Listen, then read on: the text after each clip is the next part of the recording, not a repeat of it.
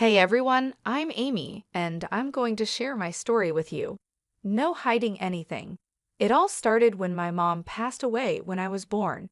My big brother, Patrick, was only 5 years old, and our dad couldn't handle the loss. He turned to drinking, which really hurt him. By the time I was 3, he was gone too.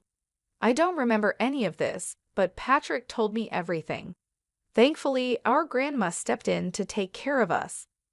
We had enough money because of what Dad left behind, but Grandma's love was what really mattered to us. Patrick went off to college while I was still in middle school. We were so proud of him. Meanwhile, Grandma and I stayed together. She was my support through all the tough times. When I finished high school, it felt like the right time to leave home, even though it was hard to leave Grandma behind. College was a whirlwind of classes and new friends. Then, after I graduated, Grandma passed away. By this point, loss was something we were familiar with. Losing her felt like losing a part of myself, but Patrick and I supported each other. Patrick moved to another city for his job, and I found myself alone in our childhood home. After college, I felt a bit lost, like many people in their 20s, unsure of what to do next. I decided to use my design degree and got a job at a small boutique. At 20, my life didn't have the excitement that others my age seemed to have. No wild parties, no serious relationships, just the routine of work and home, and I was okay with that. But everything changed when I met Henry on a rainy day. A blonde guy with ocean blue eyes came into our boutique, soaking wet and trying to dry off. "Hey, how can I help you?" I asked. "Well, first off, I'm sorry about this wet mess," he said. "Can I get a towel, please?" "Of course, I'll see if I have something in the back to help you dry off," I replied. "Thanks. Actually, I'm here to pick up something for my sister Julie. It's her birthday today. Do you think she likes patterns or something simple yet stunning?" "Definitely patterns. She loves to stand out," I said. "In that case, we have some gorgeous floral prints that I think she'll love," I suggested. It took us nearly 50 minutes to find the perfect dress for Henry's sister. We looked through racks of vibrant patterns and bold styles, sharing our thoughts and laughing along the way. I rang up the purchase at the register, and Henry leaned in a bit, his voice low and a bit nervous. "Hey, Amy, I was wondering if, maybe you'd like to grab a coffee with me sometime." "Oh sure, I'd love to," I replied. "Great, can I get your number so we can figure out a time?" "Of course, here you go," I said as I handed him my number. And that's how I met Henry, who almost became my husband. Going out for coffee with a stranger was probably the boldest thing I had ever done at that point, to be honest. But hey, Henry didn't turn out to be a serial killer. So that's a plus, right? After that first coffee, we started spending more time together.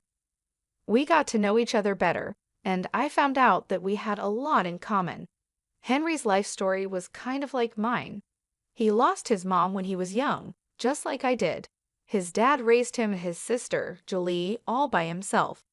Henry's dad was from Switzerland, and his mom was USA. They met, fell in love, and Henry's dad moved from Switzerland to the United States. Henry had a job in the corporate world and was doing well for himself, but what really impressed me was how kind-hearted he was. You could just tell from the way he acted and treated people. Our casual hangouts turned into something more serious. We would spend weekends together, sometimes at my place, just enjoying each other's company. Things were going pretty smoothly between us. Then 2 weekends, my brother Patrick was visiting, and Henry was also around. It felt like the right time, so I officially introduced Henry to Patrick as my boyfriend. "Hey, Henry. Finally, I get to meet the guy who's got my sister head over heels." "Nice to finally put a face to the name, Patrick. How's life treating you?" Henry replied. "Pretty good, man. Running my own little business keeps me busy. It feels like raising a baby sometimes, you know? I'd love to talk more about it, but it's good to know you're here keeping my baby sister company," Patrick said. "Oh, come on, Patrick. I'm not a baby anymore. I'm 21, I said, rolling my eyes. All right, this house is really something. Thanks. Dad built it, but we didn't stay here much. We moved in with Grandma when we were kids. Amy filled you in, Patrick asked. Henry nodded, and we all laughed, feeling the warmth of family and the start of something new. I bet she did. Sorry about your loss, man. Thanks, no worries. So, Amy said you're working hard down at the office on the 25th floor? Yeah, just a regular desk job, nothing exciting. Hey, every job has its value. Let's raise a glass to that. Absolutely. Here's to hard work paying off. Cheers. Henry and Patrick got along really well, and seeing them bond made me really happy. Eventually, I asked Henry to move in with me. He was practically living with me already, so it just made sense. He officially moved out of his rented apartment and became my roommate. Henry was the sweetest guy. He did all sorts of little things to make our home feel cozy and special.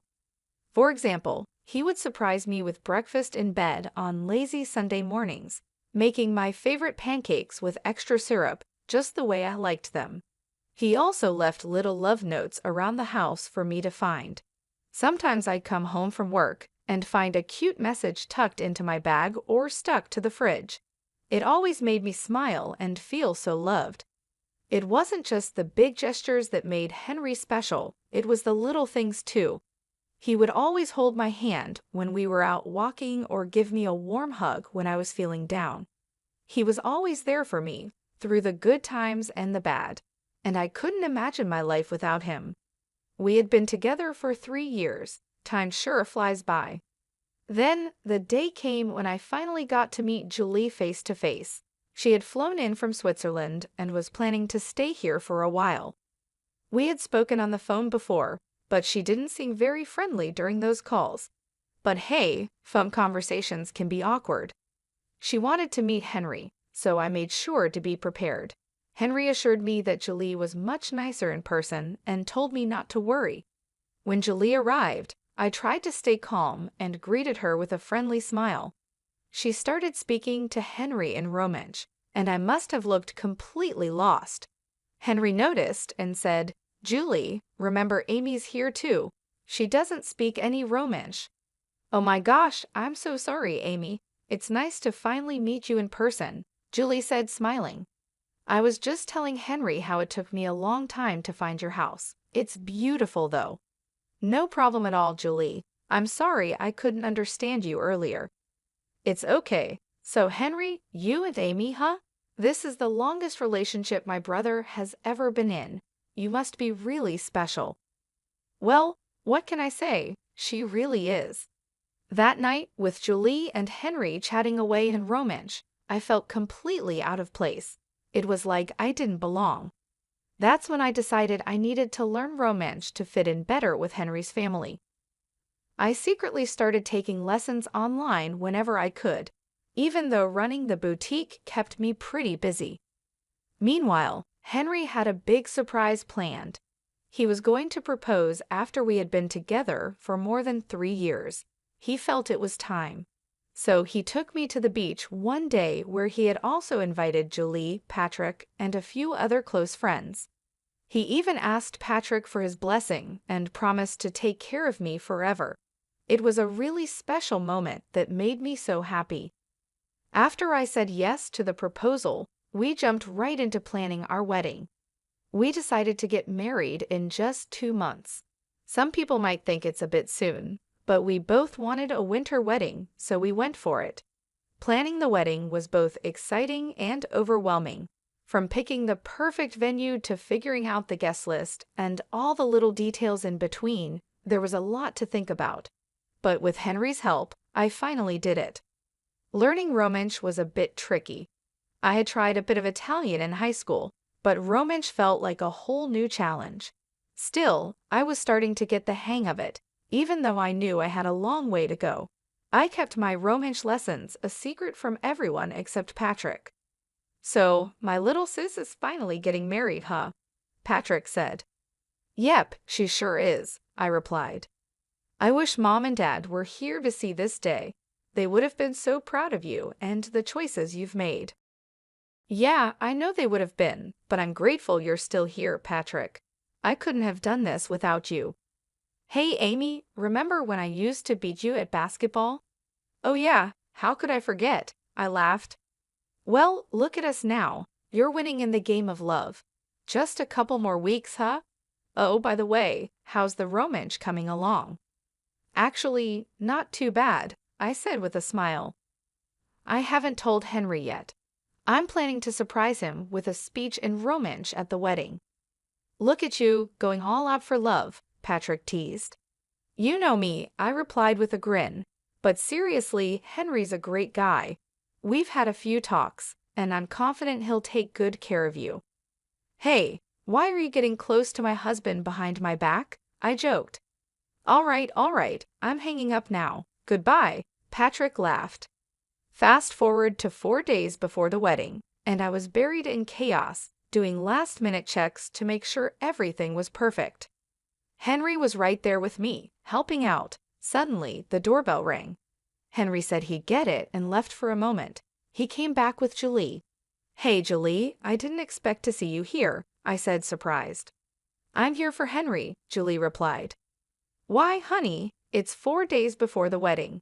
Our dad is flying in tonight, and you know the groom can't be with the bride the night before the wedding, right?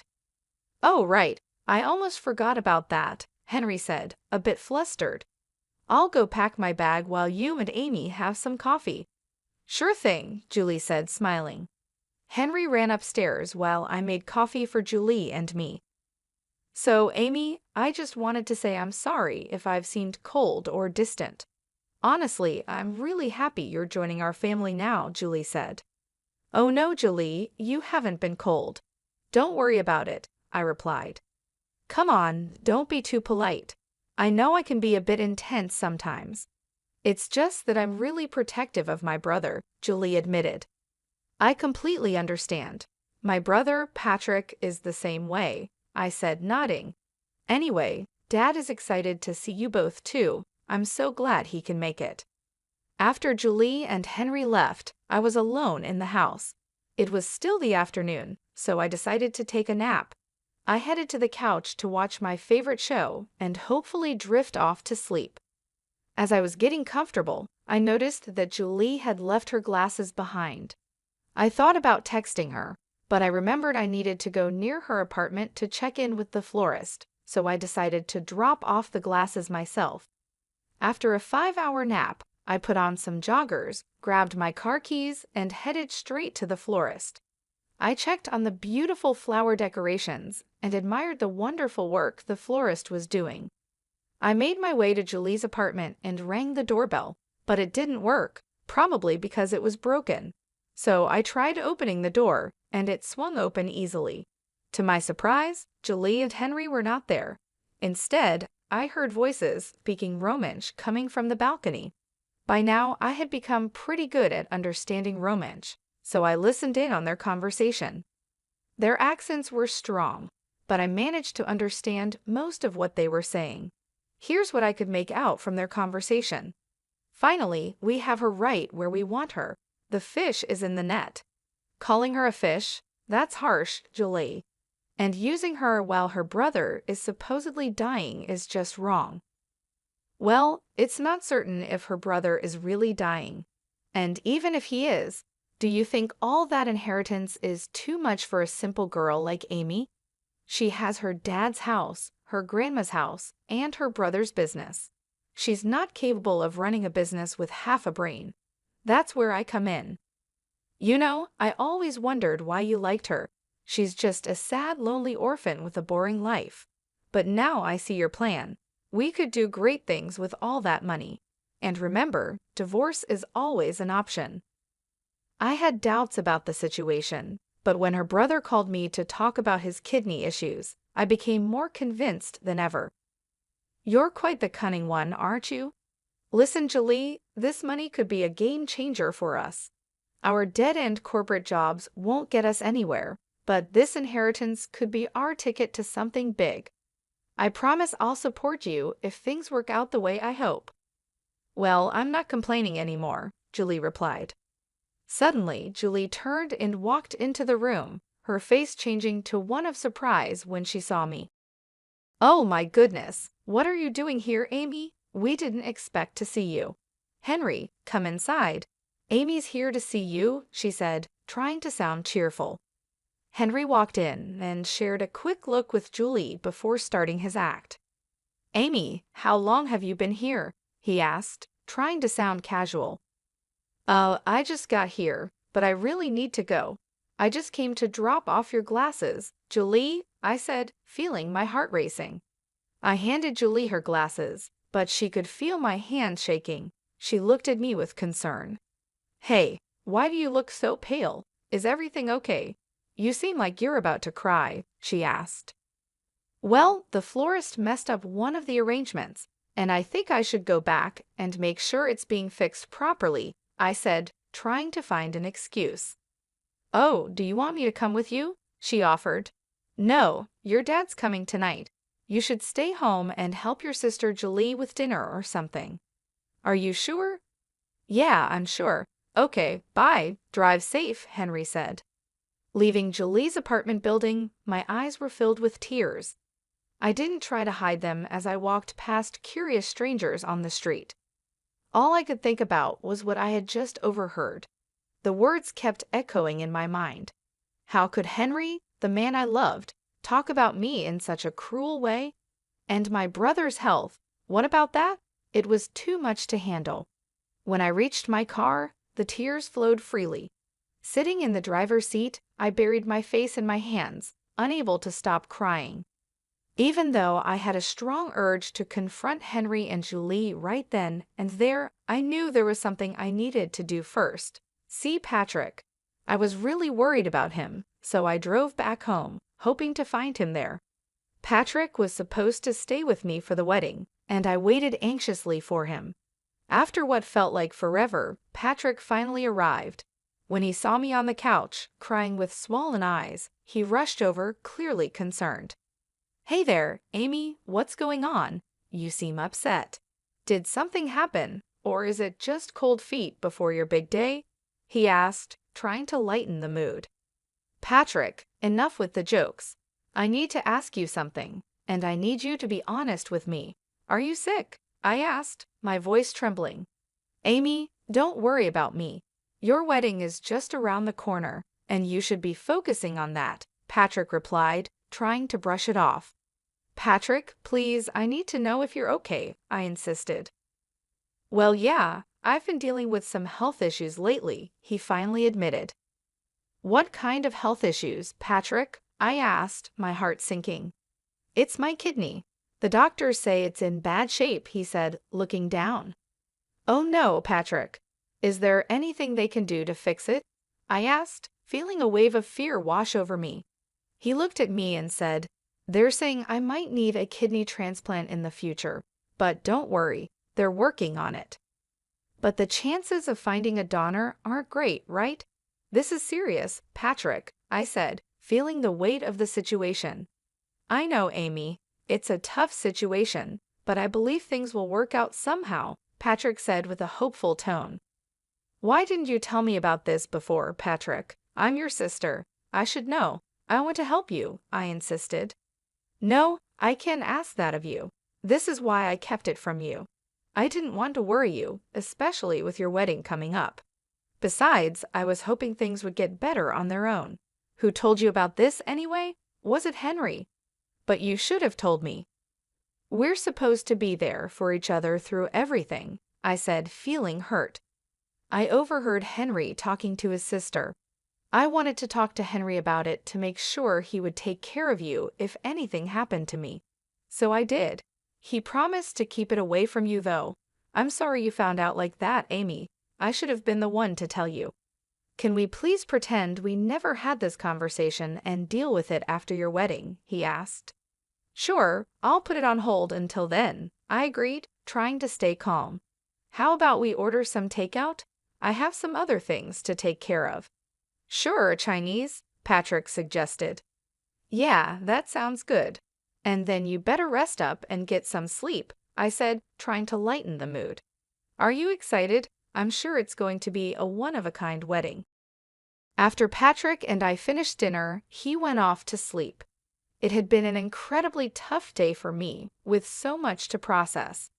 I decided not to tell Patrick about Henry and Julie's deceitful scheme. I didn't want to burden him with worry. Instead, I resolved to handle the situation myself and teach Henry a lesson he wouldn't forget. Reflecting on everything, I realized that Henry had been using me all along.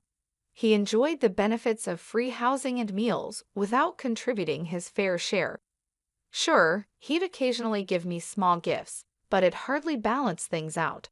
I had become his safety net, making sure his life was comfortable without any financial worries.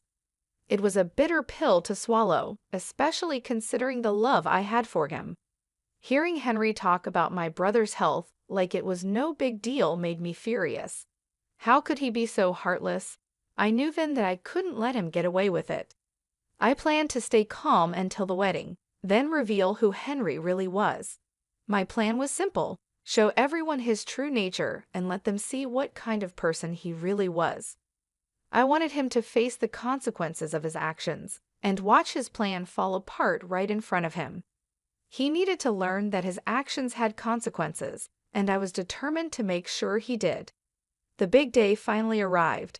Imagine wearing a wedding gown, putting on a fake smile, and pretending everything's fine when deep down you know you're about to walk down the aisle just to break up with your fiancé in front of everyone. It was tough trying to stay calm and pretend in front of all the guests while my bridesmaids buzzed with excitement. It was getting harder by the minute. I hadn't spoken to Henry all morning anyway. After finally getting myself together and putting on my wedding gown, my friends did my hair and makeup. I was all set. One of my bridesmaids brought out a bottle of champagne to celebrate, but I wasn't in the mood. There was still time before the bride and groom's first look, or should I say the last one. Patrick was going to walk me down the aisle, and I thought it would be best to tell him about my plan now. So I asked my bridesmaids to send Patrick in and give us some space. "Hey, what's going on? You look a bit tense. Need someone to talk to?" Patrick asked. "Patrick, I've got something heavy on my mind. I need to tell you what's really going on," I said. "Are you nervous about your big speech? Want to practice with me once?" he asked, trying to help. "No, Patrick. There's something more serious. The thing is, Henry isn't who he seems to be. The other day, I overheard him talking to his sister." "I heard some things," I began. "What do you mean? What things?" Patrick asked, looking concerned. "It wasn't a casual chat. They were scheming. Patrick, Henry's in it for the money, and he's interested in your business too," I explained. "Are you sure about this?" he asked, shocked. "Absolutely. I wish I wasn't." "That snake, I should have seen it sooner," I said, feeling angry. "Why didn't you tell me?" he asked. "I didn't want to worry you, Patrick. But now that I know, I can't keep quiet. I'm going to confront him and give him a piece of my mind." "How could he do this to you, to us?" I said, determined to take action. "I don't want to let him get away with this easily. You know what? I'm going out there to tell everyone his real intentions, his boss, his colleagues, his family, his friends. They're all out there. His life will be ruined." "Are you sure about this, Amy? It's going to be messy," Patrick cautioned. "I've never been more sure of anything, Patrick. He needs to face the consequences of his actions," I said firmly. Henry and I had our first look, but I didn't look too excited. I could see Patrick trying hard not to punch Henry right then and there, but it was time for the final showdown. The music started playing, and Patrick walked me down the aisle. Henry, with his fake tears, stood there. I stood next to him, looking at the audience. Everyone was smiling warmly. Before the priest could start, I whispered in Henry's ear to leave politely. Then I took a deep breath and began speaking. "Hi, everybody. I want to thank you all for being here. I know you must be wondering what I'm up to, so I'll let the cat out of the bag." Henry came into my life like a breeze and soon made himself at home. I didn't mind it. Things moved fast for us, and I thought we would be together forever. But there's always a but, isn't there? and in this story, there are four. Babe, what's going on? Henry asked, looking confused. Well, I've been learning Romansh secretly. Henry's from Switzerland, and I wanted to surprise him with a speech in Romansh today. But guess what? Learning Romansh helped me understand something I wasn't supposed to hear. Henry and his sister Julie have been talking behind my back. What is she saying? Henry muttered, looking nervous. I've heard everything, Henry. You've been calling me a dumb orphan, saying I don't see how you're using me for money. And not just that, you've been eyeing my family's inheritance that my late parents and grandma left for me, and even my brother's business. Can you just shut up? Don't you see people from work are here? My family and friends are here, Henry said, trying to keep calm. And that's why I needed to show your true colors so everyone can see who you really are. Hey everyone, I hate to ruin the vibes, but I came to speak up about Henry and tell you the truth. So yeah, the party's over, I said, looking around at the shocked faces.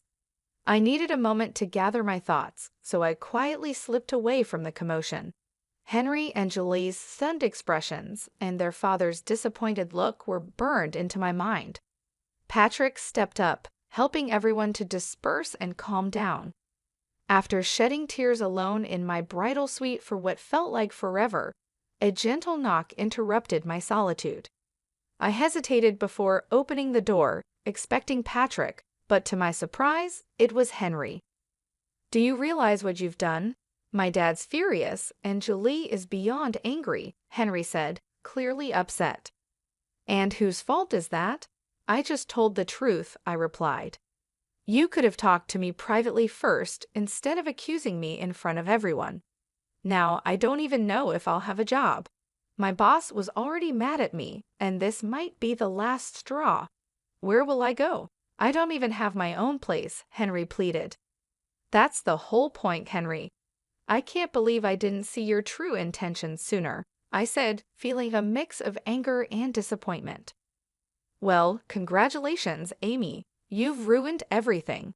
I hope you and your stupid brother suffer all your lives, he spat. Get out, Henry. I don't want to see your face anymore, I said firmly.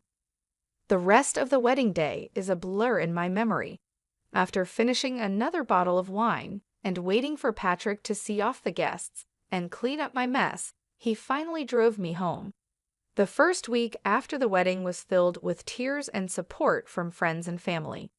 But it wasn't just my love life that was in turmoil. Patrick's health was also at risk. After gathering some strength, Patrick suggested I take time off work to be with him. I agreed and went to his home.